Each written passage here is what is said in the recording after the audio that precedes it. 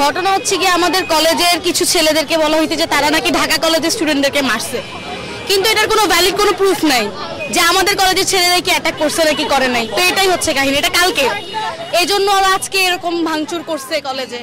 এই কলেজ মারামারি আর কিছু নয়, এটার কোনো আসলে ভ্যালিড রিজনসও না। কিন্তু ওরা মনে করছে আমাদের কলেজ স্টুডেন্টদের দোষ, যার কারণে তারা 11:30 দিকে হয়তো 1 ঘন্টা আগে ওরা মানে আমাদের কলেজে অ্যাটাক করে। এবং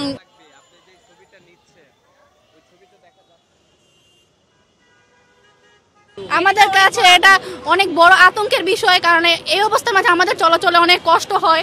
কিন্তু মানে ওরা তো কন্ট্রোলের বাইরে, ঢাকা কলেজের স্টুডেন্টরা কারো কন্ট্রোলের মধ্যে থাকে না, ওরা আসলে মানে খারাপ আচরণ করে।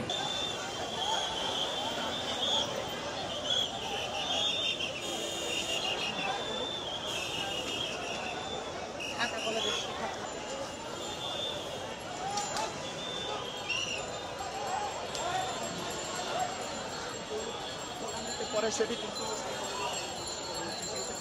পরিবেশ